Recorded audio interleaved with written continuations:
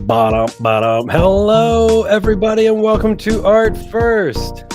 Hey, how's it going, man? There. It's going great. Happy Friday. Happy Friday. ETH 4000. Kissed 4000 for like a minute. That's today. okay. Makes everybody feel good.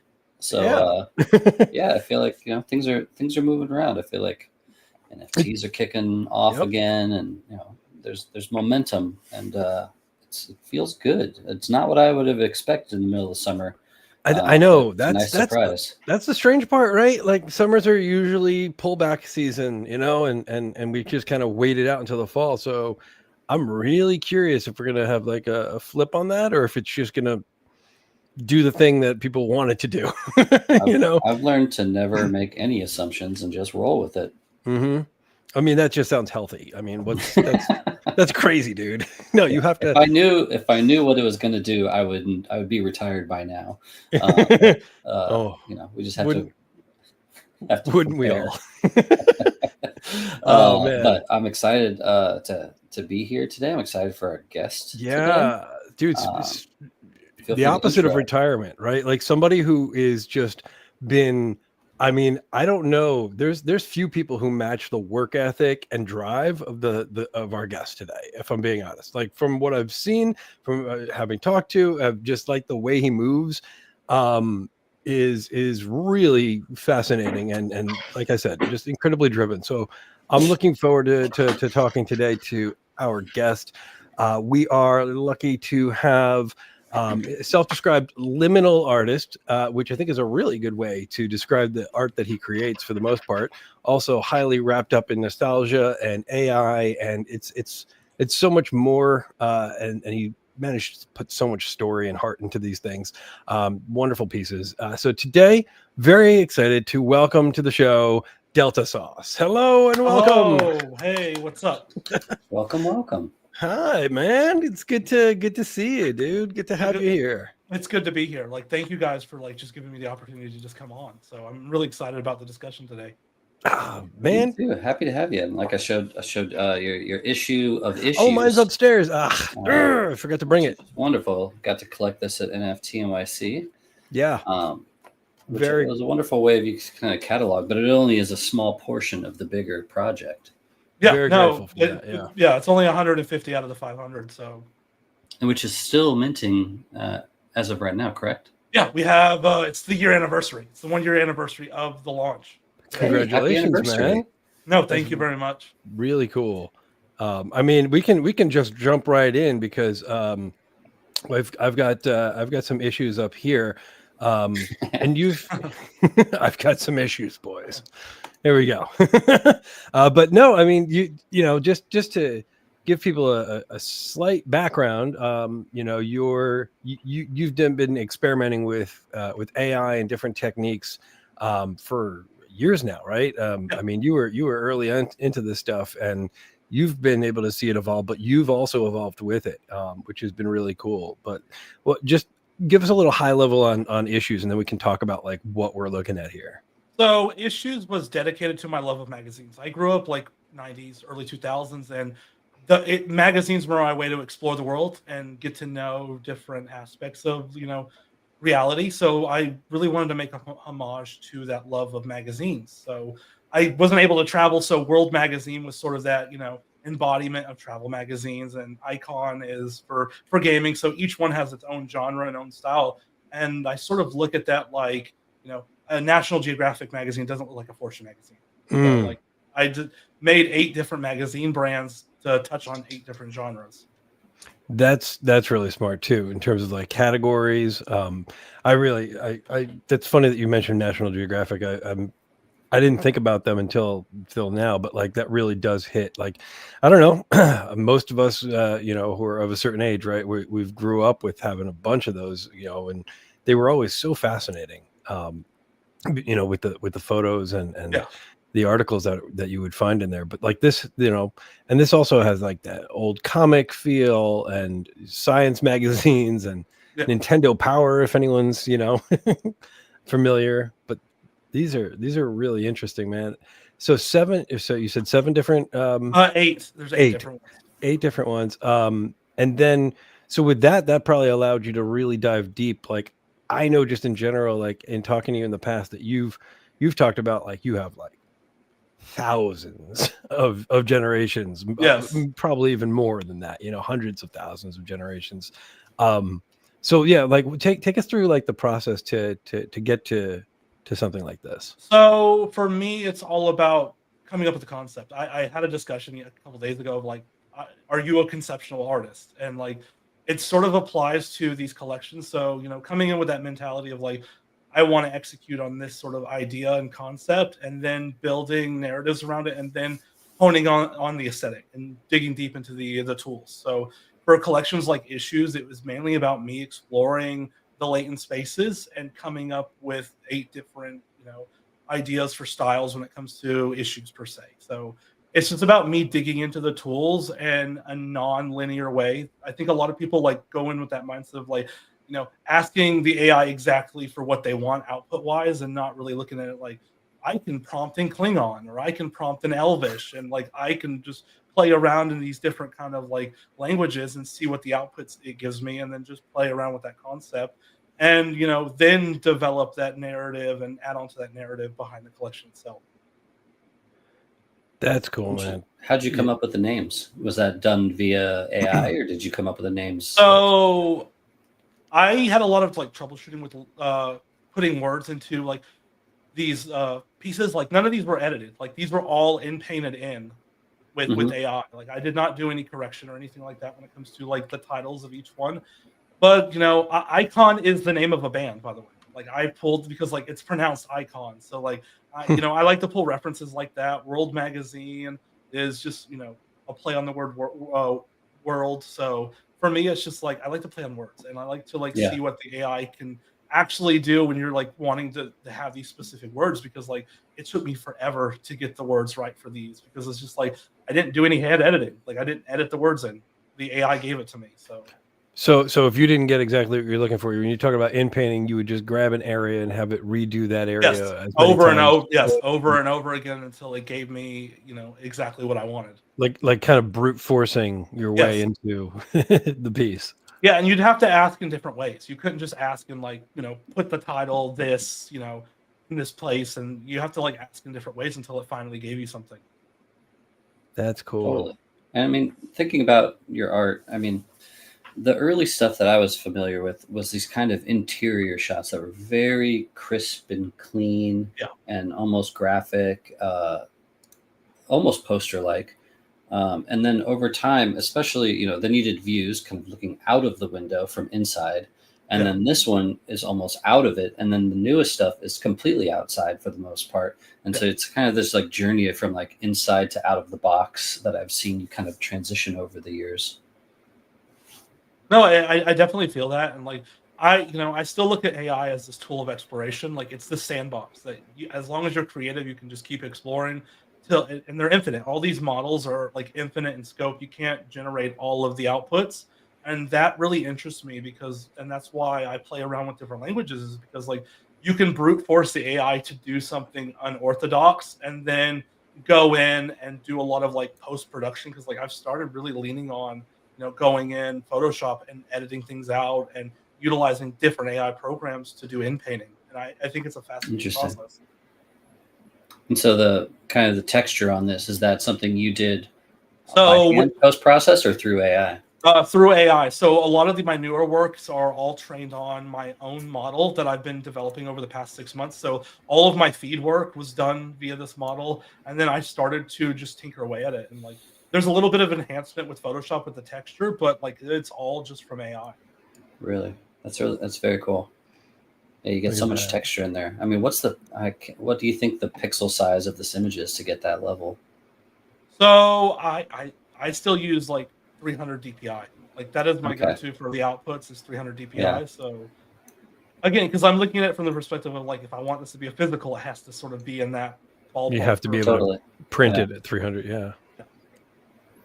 Have you made a physical of this one? Yeah, I did. So this was a bidders edition, and the top bidder, I didn't announce it until like it hit 1 ETH. I'm like, whoever gets the top bid gets the physical, and it was free.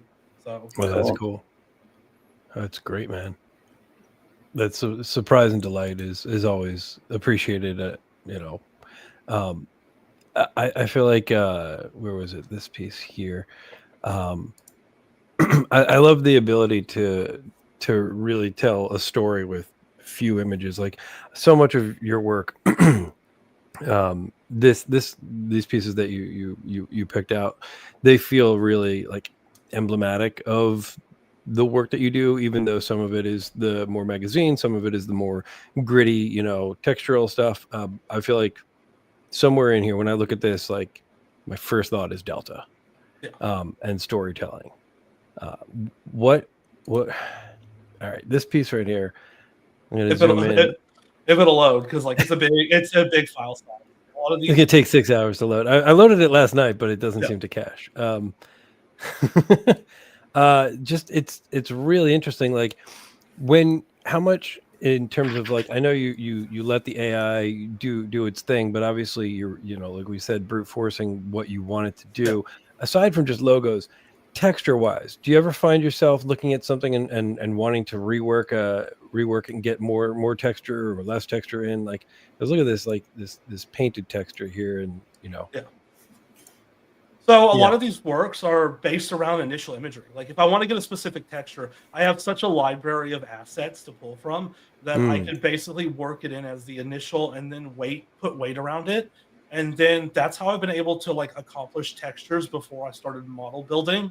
So I used to like just put in, because I had such a large database of like assets to pull from.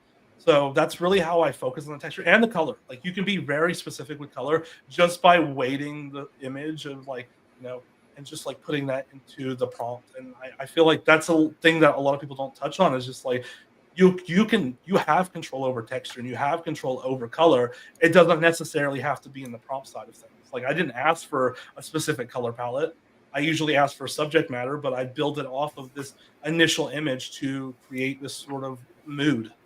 So the initial image, is the initial image AI, or is the initial image? Yes. Okay. Well, So, no, I would say that depends. I've been building a lot of texture maps in Photoshop lately. mhm. So what I'll go in is I'll bring out some custom brushes and I'll put some custom colors down, and just whatever I need texture wise, I'll try to build it by myself, like, in a traditional manner. But if I need to generate something on the fly or pull something from my database, it's usually AI generated.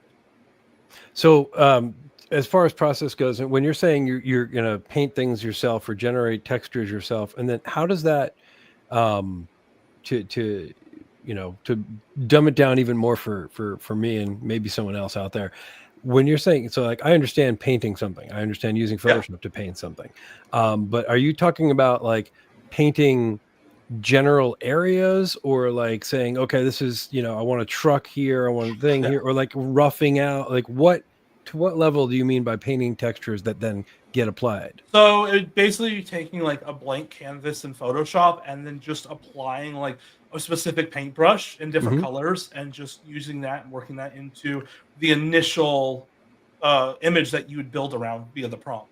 As like a reference that you Yeah. say, hey, use this as a reference for the type of brush work or that I want to see in the Yes. final piece. Yes. Yeah. So Interesting. that's how you get a little bit of that uniformity when it comes to like the painting strokes and whatnot, is by applying that sort of texture. And again, like it's something new that I'm developing on, and I'm also like starting to like look into like 3D models to like use as initial material, because I think there's some fascinating things that you can do with that as well. Mhm. Yeah, and I know now there's like because everything is AI or has AI or the ability. I know that you can use AI to do 3D asset generation. Yeah. Um, have you experienced or explored that yet? Or So I've been playing around with some things. I think Transient Labs just dropped Juno. I don't know Mhm. if there's a tool for that, but like they showed off some tools that they do have in Juno that I think are fascinating. And like to just figure out a way to implement them into my process, I think is just gonna just add that next layer. And again, I look at this from that perspective of like I generate a lot of stuff. I don't consider it art. I consider it assets to be used to make art. So that's an interesting concept, right? So like at what point have you like, because I imagine there can be a fine line. Like at what point have you made an asset? Have you ever made an asset and thought, wait, this changes the direction, like this could be its own piece, or Yeah. go down a rabbit hole of this asset. And now I wanted this thing for a house for this other thing, but Yeah. now I see this entire, like, do you have a vision of like a new piece from asset generation? Yes, per se, yes. So like this piece, like we can go over this piece in depth because like I edited all the windows in. Like this piece was just a blank neighborhood slate. So like I edited all those windows in. I did a lot of line work, fixed up some shadowing, and just, did a lot of like hand tweaking and like just editing on this one. And I painted the majority of the clouds in this one. Like I went into Photoshop and I did a lot of that sort of work as well. And for me, it's just like this started out as like just a neighborhood scene. It was just me fixing like that garage right there. Like I fixed the garage line work because like I am very nitpicky. So like I go into like pixel by pixel and I just hand paint and just fix stuff that I don't see as like, yeah. When you say add windows, are you adding that in Photoshop, or are you adding that through like a AI? For this one, it was Photoshop. So what I would do is like, there was one perfect window and I would just basically just select it and clean it up and cut it out and then resize it or fix it. Like, like the middle bars of the windows, some of those weren't perfect. So I'd go in and fix that by hand. And then you take that back into AI to do another pass on it? Or is that the final? Well, no, this is all just built in. This is all just done within Photoshop. It's just me. Oh, you're doing the AI through Photoshop? Well, no. This is me hand editing. Oh, got it. Photoshop. It's not all AI driven. So the same with the smoke from the chimney stack of the main house. Like that was all done. The AI didn't add that, so I did that by hand. I think that's cool too, because it I don't know, obviously I think it's fun to get a peek behind like people's process like this, especially when working with AI, because there's no right or wrong way to do any of it. But I appreciate that for as much AI as you've worked with, that you recognize maybe you want something to look more perfect and it's not going to give it to you. So you're going to make it yourself. You're going to find a way to get in there, and you're like, okay, well that poll goes to nothing. We can't have that,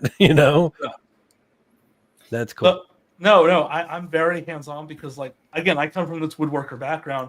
My dad built furniture and like, I didn't know that. Yeah. Okay. He built furniture. He was a carpenter as well. And what he would do is like, I'd either work with him or he'd give me all of the scraps and be like, build something out of it.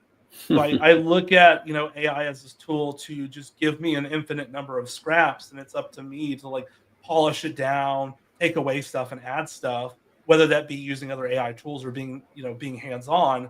That's kind of my mindset when it comes to my, my pieces and my work. Well, I'm sure over the past couple of years, you've used a whole lot of different software and tools. Yes. At this point, you're without, you don't have to give your whole recipe, but if someone was like, wanted to jump in and build a workflow, are you using Comfy AI? Are you building a node-based thing? How is your process right now? So right now, when it comes to like newer works, it's mainly based on my own LoRa that I train for fees. Like I've been tweaking that and doing a little model training, but like using like automatic 1111 and Comfy UI. Those are like sort of because like my computer can run those. Like, yeah, I wouldn't recommend that for like a starting approach for any new AI. Someone wants to get into AI, because it's just like you need a beefy computer. But like if you have something beefy, like I highly recommend that, because like then you could do node-based stuff like you said. And I find it fascinating to like be able to train your own models, especially when you have like such a large library of work that's just sitting on a hard drive. Like it's just sitting there collecting dust. And again, I don't look at it as art per se. I look at it as assets. So that's really where my workflow has been starting. But I've been using a lot of things like Magnifique for upscaling, because Magnifique just added a new tool where there's a lot of like before what really wasn't used for my feed stuff, because I don't upscale through Comfy UI or anything like that. I upscale with like either Create or Magnifique, but Magnifique just added a new option to do precision upscaling, which I absolutely love. Like it just retains the texture. It retains what I would quote unquote call like the authenticity of the artwork without overly changing it, because like a lot of the upscale processes change it deeply. And I think Photoshop just added a new upscaling tool built in. So I got to play around with that as well. Yeah. Well, I don't know if we have it handy, but that piece you posted, I think yesterday, with the chairs spinning around. That was really cool, man. I'll see if I can pull that up. That was my first. How was that created? Was that Midjourney or? That was created with Luma. So cool. Yeah, I'm playing around with concepts of like doing animation. Like it really wasn't like I wasn't really interested in it, but like again, I'm just playing around with those concepts because like I just want to dip my toes and just, learn more. Like I'm always in the mindset of like, picking up a tool and learning how to utilize it in my process. If it doesn't fit, it doesn't fit. So that's really how I viewed my process as a whole. Because sometimes, like I said, like sometimes I'll use like Magnifique for upscaling. Sometimes I'll use Creo. It just depends on like what does a better job for my artwork. Yeah, no, it was really cool, and it had a loop. It was a perfect loop too, Yeah, right? yes, it was a That's perfect awesome. loop. Yeah, and that was all done just with AI. So like, it wasn't any video editing. Funnily enough, I used to run a YouTube channel, so like I know like Sony Vegas Pro is like my go-to video editing I process. remember Vegas. Yeah, Yeah, Oh, so Vegas. yeah, that was years ago. That was like I think 2012. were you Like, when able to find it, Adam? I got it right here. All Here we go. right, there it is. Look at this. Yeah, it's turned out so cool. So what is this again? Because I was too busy looking. How did you? Oh yeah. So I would take an image from just me generating outputs, and it was just a still image of just a chair, these two chairs on a table, and I just took it into Luma. Oh, okay. And then I use the Adobe because, like, again, I'm still learning how to convert like MP4s to GIFs. So I use the Adobe website tool to like do that conversion for me. Like, because like again, I'm still learning video stuff when it comes to that. Making GIFs is still a very complicated It's thing. way harder than it needs to be.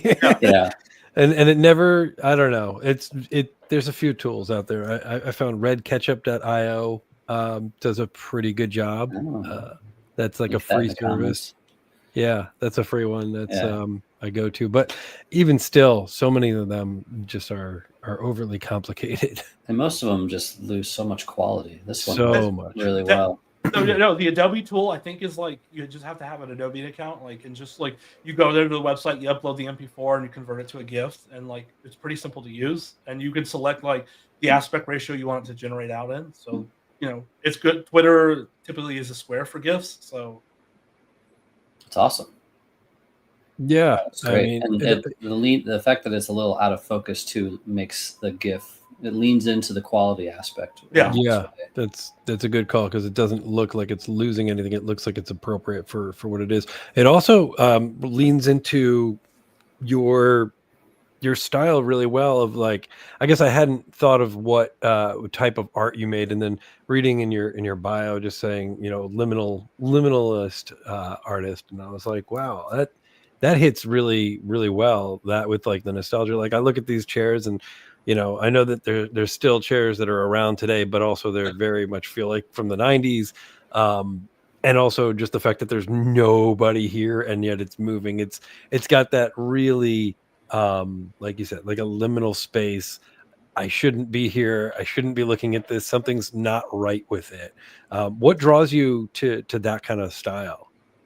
So for me, it's just, I've started to incorporate people into my work like as of recently. But for me, I just want you to feel like you as the viewer to feel like you're the only one there.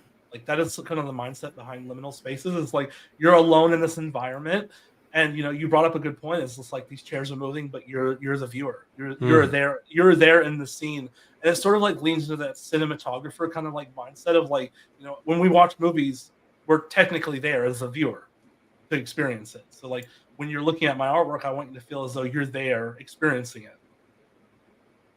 That's very cool. And I definitely got that with specifically with Views, the Views collection, which and you know what, I don't have the example I'm about to talk about, but at one point you created your own like Views creator, if you will, where anyone could come in and just prompt but in your style. I thought that was fascinating. No, I love giving people like just the tools to play with. Like, that's what I look at. Like AI is a tool to play with, but like being able to give someone a tool to, play around with and create their own views, I think is fascinating. Like, and I worked with a good platform for that one, and it was just a joy to work with them. And I think Red Rum did one as well, and it was just a joy to work on that. Yeah, that's really awesome, man. And just also like, I don't know, it speaks to the openness of your work, because it's not it's not like gatekeeping, and it feels very accessible. but it also it allows people to connect with the work. I mean, I made a few pieces, from that just for fun, Yeah. and it definitely felt like more connected to the work. It's really cool, man.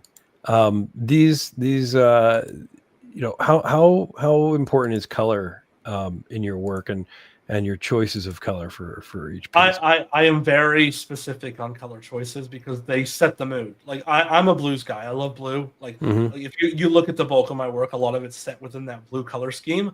So like I love playing on that because some of my favorite films of all time, play into that color scheme. Fight Club is the perfect example of like the perfect use of lighting. Like, no matter what, it's that dark, gritty kind of blues and hues of like bluish greens that I think are just phenomenal. So like I love being able to play with lighting in a way where it's just like you give a specific color palette. And I think I don't know if you guys have seen it, but like the breakdowns of color within film is another fascinating subject for me, where it just like breaks down all of the scenes within a film and it just shows you the color wavelength for that film. I think that's Yeah, it's like a little slide of yeah. Color, gradient. yeah, color arc. I know a lot of films, working the other way around, like in animation, a lot of animated films, especially, at the higher end films, will sit there and color map out the way that the story is going to play. So, really intense scenes is going to be, brighter and red, and cooler scenes for, for calm, and they'll go through and do a color mood board. Yeah. Wow. Yeah, no, this is this is great. Look at that. So for these, are you also, because that's a really cool looking, almost feels very like still life, right? Yeah. So Right. for like, collections like these, like I really lean into the tools. Like I'll go in and do some hand editing, adding some textures in the background, but like it's hard to edit 500 pieces like in a timely manner. So like about leaning into that like AI as a tool and like trying to work on that, like, roll out a large like I generated probably 500,000 images. Losing you a little bit on the audio for some reason, but I Oh, think you said you generated about 500,000 yeah, Yeah, yeah. images to get to and for this collection, we're just to get we're, to we're 500. we're almost at the halfway point, but we should point out your recent fellowship collection. Do you have that available by chance, Adam? Let me take a quick Because that look. one you've kind of upped the texture level, This dialed it up to was 11. Um, I don't think it's on there. You'll have to. I can link you. That's okay. I was looking for it last night, um, but it's this guy at the top banner. Where are we? but that one, yeah, Can I it's almost Yeah, you can send it in it's the a chat. very And tonal shift. In my opinion, it's very kind of dark and it odd. is. It's there. great. I sent it by the way in the chat. Got it. I'll grab it real quick. It is. It's such a great collection too. Yeah, this was really, really fun to see these pieces here. But he's right. Like it's highly textured, really dark. Not just mood, but or not just colors, but like moods are dark. It's a shift, and I love like things like this, out of focus. Yeah. No, I was really inspired, like, because I started buying old TVs last year. Like, I own 6 old CRT TVs, and I took them to Marfa to build an installation. I'm like, digital art on these looks cool because it adds a texture. It adds that sort of artificial texturing when you're putting it on a CRT. And I just was fascinated by it. So I'm like, I'm going to build a collection based on this sort of texture and like this tonality when it comes to like putting modern digital artwork on these old screens. So that's really where I was inspired for this collection in the texture side. And I love when digital art, has texture to it. Like I want to run my fingers over the screen, but you can't really feel it because it's an artificial texture. So like I'm really fascinated by that sort of aspect of digital art, and just being able to incorporate those elements has been really important for me moving forward because I do want to sort of work on more physical stuff. How are you actually getting a texture like this on these pieces? Like All yeah. AI, just all AI, all from my model, all from my LoRa. So like I train my LoRa off of my triism trait from Issues, which is more pointillism kind of texture. And then Mhm. I incorporated other sort of like textures as well from my database and just playing around with models and just training models and just integrating, and also adding a little bit more extra oomph to the texture as well in Photoshop. Just adding that extra oomph. Like some of these were more just enhanced to a certain degree on the texture side, but like the base layer of it was just from my model and just training that, just working on that. Wow. Really, really powerful stuff, man. These are great. I remember seeing these. These were all over the timeline. Also, I mean, kudos to you with like so many pieces at once. That's impressive.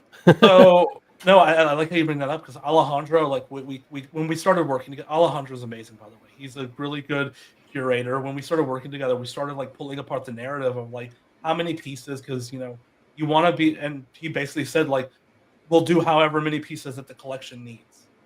He was with that mindset of like, the collection will tell us how many pieces it needs to be. And Love that. I definitely feel that. And also everything was, when it comes to like the ordering of the images, like when it comes to like the website, that was all intentional. That was all part of the storytelling. Like Addiction like was the first one to be showcased, and that was on purpose. So like coming in with that mindset of like showcasing the artwork in a specific order is kind of important when it comes to like these bigger collections, because it tells a story. I love that, the intentionality behind it. Because I mean, I didn't necessarily pick up on it directly, but it's the kind of like extra indirect thing that really drives the narrative from top to bottom, and thinking about the actual experience of collecting and being a part of the story.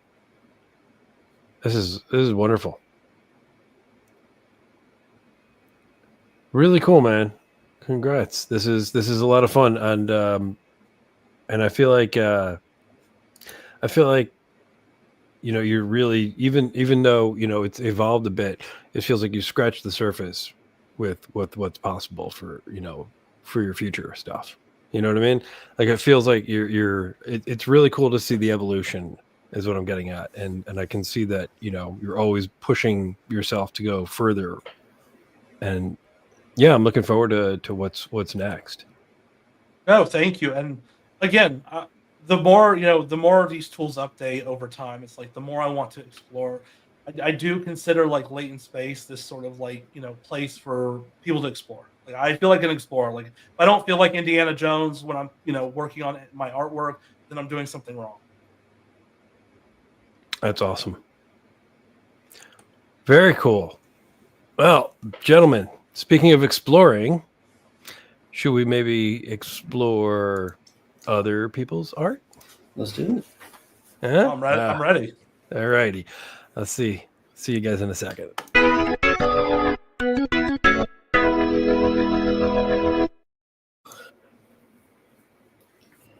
Can you hear me? Yes, I hear you. And I'm not underwater, Brian? You're coming back to the surface. Okay. You sound good. There we go, everybody. Welcome to the other part of the show. This is the show and tell. Now you're going underwater again. Oh, yep. Man, can't win. Welcome to the other part of the show where we showcase 3 pieces each by other artists that we've recently found and love. And what else am I missing, Adam? Yeah, just people who we think deserve a bigger spotlight, and we either collected these works or we just think want to uplift the artists. So hopefully by now you can hear me. Yep, you sound great. Cool, amazing. Thank you, StreamYard. All right, Delta. We're going to start with a piece that you picked out that we are going to share right here. This piece right here. Why don't you? Oh, sorry. There we go. Addiction. Board Josie. Why don't you tell us what we're looking at here and why you picked it? So I've been enamored by Board Josie's work lately. It has just been phenomenal, and she just keeps updating and growing as an artist, and I find it fascinating. And also as a 90s kid, like nostalgia has always played an important role of like the artwork that I collect, and having a Rubik's Cube growing up, that old school computer has been just phenomenal. And also like the cans of like what would be considered energy drinks are like another thing that kind of pulled me in for this piece. Yeah, it's really cool. I like the little Pepe on the screen, little Pepe in the corner. I love the dude and the error screen. The error screen is. Oh yeah, I love errors. Error screens as art, right? Like it's so beautiful and also so frustrating and triggering, but to see like an error screen used as, as art is beautiful. It is. That's really cool. And even that cloudy sky evokes that kind of Windows 95 feel. Oh, I just picked that up as well. Like I'm a big fan of Windows. You could probably tell that. So like just having a window in the background. This is great. All right. Yeah, really neat. Very cool. I wonder if it's all done. Is it AI or is it done in Illustrator? I think it's. I think she does an Illustrator. I don't think any of this is AI. Beautiful. She does everything in hand. So. Yeah, it looks very precise. It does. It looks like a lot of precise work. And I didn't notice the Pepe. Now I see what you're saying. Yeah. It's like a Bats do Pepe. Geometric Pepe. Yeah. Very cool. All right. Very nice. Brian, you're up next, sir. What did I pick? What did you pick? We're gonna start. We're gonna change the tone here. Oh yeah, this is Chikai's project. I thought this was really wild. He created this a collection, I guess, a series. That's basically a crowd of people, but then there's these like little mini pockets of this character, and there's like alternate realities of that character and the thing. But there are all these people that are just like fighting huge crowds. And it's very frenetic and crazy. And this one, one of the two I minted, has so much energy in it. It's this chaos and fear and stuff. But it's worth looking at the whole collection. I think Chikai did a wonderful job with it. And him as well as Delta, I look to as AI artists in the space that are always trying out new technology and like seeing what's possible and sharing the results with us. And I always appreciate that aspect. Because it's like, I don't know how I made this, but it's like, it's really cool. No, go ahead. Sorry. No, please go ahead. No, I ended up picking up two as well, and I gave one to a collector friend. But like, I absolutely love this collection. I love that sort of blurriness when it comes to like the camera work. And I'm really curious. I haven't really dug into like what software he potentially used, but like, it's a phenomenal collection. Yeah, it's beautiful and difficult to watch. Yeah, like it's scary. It is so scary because it feels, the world today just feels very, ready to pop, right? It feels like very high strung, and this is, it's really visceral. It also ties into a lot of his past work, which are these kind of like large scenes where the camera will zoom into one character in the scene, then zoom back out, and then zoom into the next and back out. And so it even though it's very unique, it feels very tied into his kind of arc of storytelling. Really, we don't have I don't have powerful stuff. I have good stuff. It's really powerful. And he's one of the front. You're underwater again. Yeah, you're underwater. So cool. I'm trying to. I don't know what's going on. Maybe it's because you pressed the good stuff. I think I think that's why. Am I back? Overlays. You're back. I can't say good stuff anymore. No, we'll just have to just say it instead of show it. Yeah. Okay. All right. Well, let's keep moving on. Yeah, while they still. Good job. Good job. Good stuff. Powerful stuff is what I was trying to say. Yeah. All right. While we're still not fully censored, let's show more work. Okay. Blank Spacer. I don't own this piece, but I think it's fantastic. I think their work is fantastic, and I've only recently just come across them. Self-debugging. I'm gonna zoom in on this one because it is even more wild than it looks. I don't know the process. I don't know much about them, but check this out. Look at this. Look at that. Damn.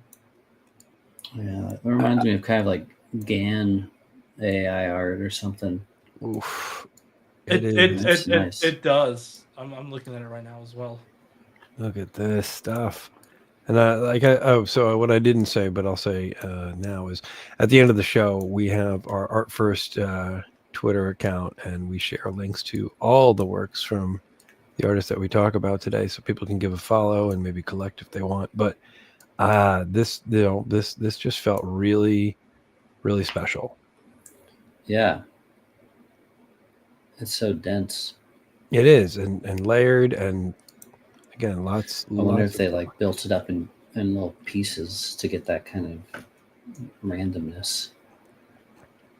Oh, it would be good to know. There's cool. Like painterly, aspect to it, but also.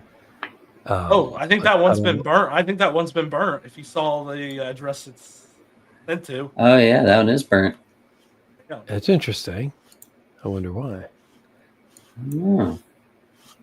Look at that. Wow. Burned art lives forever. It does. All right. Delta, let's go back to you, sir.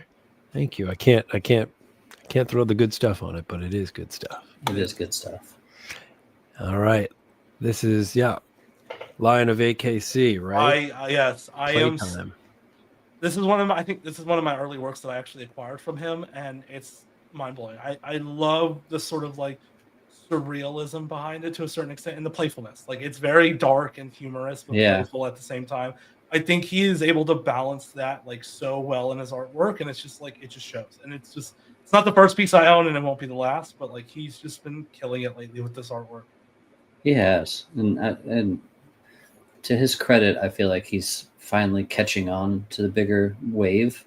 Yeah, and he's had a really big summer, and it's well deserved because his work is entirely unique and very, very strong. I hadn't seen this piece. This one's great. I hadn't seen it either. Yeah, it's one of his early works, and I was really I was happy I was able to get it because like I can't afford any of his newer works because of just how crazy his prices have gone, which I'm happy for. No, you love to see it when it does reach a fever pitch and people really want to collect and enjoy. It just makes you feel like, man, I should have got more. I should have got more. You'll never buy enough of your favorite artist. Very cool, man. Very cool. Yeah. All right. I love the subtle red. The red so strong on it. It's got the chair, and then the two antennas draws the eye to the car. I was gonna say you got the really cool composition. Yeah, and it's a cool concept. Yeah. Good stuff. Good stuff. Officially, yep. We'll say it. All right, Brian, you are up next with this piece by Petio. I always forget how to say it. Petio. Longtime fan of his work. I think he makes some of the cutest works in the space. And he just put out this project that I believe is still minting. That is 100 different running scenes that he animated. And it's just really, it's nice and soothing. But I just, creating this running guy and then creating all these different streams that they can run through. And I think it's a really just fun, generative type of project. I hadn't seen it before. It's really cool. His work is really great over the years. Just watch it, like very known for colorful, bouncy, cute, animated stuff. But this is new. I hadn't seen any of this before. It's really cool. Oh, this is my first time seeing it. I absolutely love this art. So yeah. I think I saw was this. I like this one a lot. That's great. So I don't know how many is. I think it's 100 editions. Last I checked, I think it's still minting. I think it was like 0.04 maybe. Oh, that's not too bad. No, it's great. Yeah, only 16 have been minted. It's what? It deserves a lot more love. It's about to get more love. We're gonna help it out. I might pick up one today. That's awesome. Good stuff, Brian. Good stuff. Oh, yeah. All right. Let's see here. Okay. This is from Arsenic. Oh yeah. Arsenic. This is from the Shape of Pepe collection. This is I minted a couple of these. This is the Shape of a Chain Life, which I joked, but I said I'm telling all my kids this is a squiggle. But it's a really beautiful collection. I loved the textures. I loved the concept behind it, and that's it's a one great. that I've got. But look at that. I will say I don't know what I did wrong or right, but when I minted I think 3 or 4, and I got all of the same one. Oh, did you? What are the odds of that? I got 2 different ones. I need ones. to do some trades and spread it out and get some other ones because I love this project. This collection's great. I own a few as well. Like I love Arsenic. Yes, Arsenic's fantastic. And this collection was good, so I picked up a few when it was minting, and it was just I got some good ones. I forgot exactly off the top of my head, but there were some ones that I really liked that I ended up getting. So yeah, I got that second one with the coin. Yep, very cool. Yeah, I think I also have that one. That's two Pepes we've seen so far on today's shares. Yeah, go figure. All right, Delta is going to bring us home with your third one. Let's see here. This piece here. Oh yeah. Yes, tell us about this Hollywood A Day in LA piece. So I am a big Sigma fan. I've been for a while now, and I recently acquired this. I begged him to hold on to this one for me. Like this one was special for me because like I am a big movie fan. Like I love cinema. I love film. I should say this is Sigma X for Sigma X. Yes. Yeah, Sigma X is just a phenomenal artist, and honestly, he's one of the big inspirations behind why I'm so enamored with texture and artwork, and especially digital art. Because like I love the way he does texture work in his work, and for me, it's just like I begged him to like hold on to this for me, because like again, it's just like the Hollywood sign is so iconic, and he's based out of India, so he's never like seen the Americana artwork, like he's never been able to experience America. So like my perception is like he's basing it off of like photos that he's seen or like the media that he's been exposed to, like Hollywood and whatnot. And I think it's just like this lovely idea and concept. So again, he's a great artist, and I'm just happy I was able to get this one. That's really awesome. Yeah, I love his work. It's so strong. He had a great one in that in the Christie's or Sotheby's recently, but it was like a diptych with chairs. The two chairs. Like the chairs were great. Yeah. I know the collector that ended up getting that because like I was debating at the time to like pick it up, but I'm just like I bought the Hollywood sign instead. So it's wonderful. Nicely done. Very cool, man. Very cool. All right, Brian. I'm a little annoyed that you picked this one, Brian, because I've got one also, and I like mine. And I was gonna share it, but I guess sharing is still sharing. What is it? Oh yeah. Welcome. Give it up to fellow Texan Shrimpto. Shrimpto. Get it right, Brian. Come on. Yeah. The Schmaints. These are the Schmaints. This one's making the rounds. It's all over. It's fantastic. I think it's a strong collection. I think he's a very inventive and interesting artist. I mean, he's fascinating as a human. His life stories are incredible. But what he's also doing is just playing a lot with mechanics and collections and trying out a lot of different platforms. And this one, what I find so interesting about it is that he's giving all the pieces away individually. Yep. Which creates a very interesting dynamic and something I have not seen on this scale. Huge. And like, we've seen a couple people flip it, but because he's doing it in this kind of very personal, kind of intimate way, most people are holding it, and that's why there's only 3% listed. And as a collection, it's got all these different countries and weapons, and there's humor to it, and it's very wild. I just think he kind of knocked this one out of the park, and I'm curious to see what happens with it in the future. I know he's doing a lot of cool AI derivatives of it and memes and stuff. So he's having a lot of fun with it. Worth following. Yeah. I know Schmipto, like personally, he's one of my earliest collectors in the space, and he's just a good guy. Like overall, like we hang out because we're both based out of Dallas. So nice. No, I was able to get one early on, and what I appreciate with him is just like he doesn't care if you flip. He understands that some people need to like it's a lot of money for some people. So like he understands that, and he's very open to people flipping. So like I really respect that from him, like totally. Oh yeah, Yeah.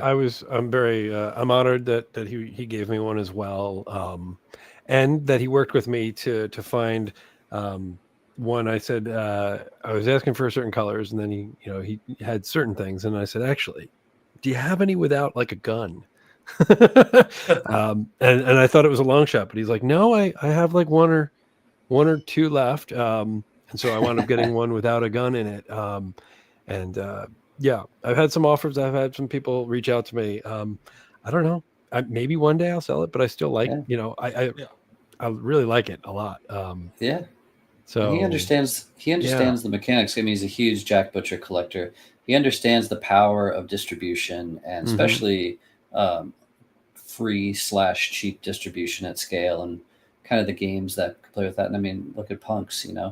So Yeah. this could be a project that, down the road, it becomes very powerful. So, shout out to him. This is great. I appreciate him gifting me one. And it's going to be a really interesting community because it's a snapshot basically of most of the people that were in the bear market Yep. at this moment in time.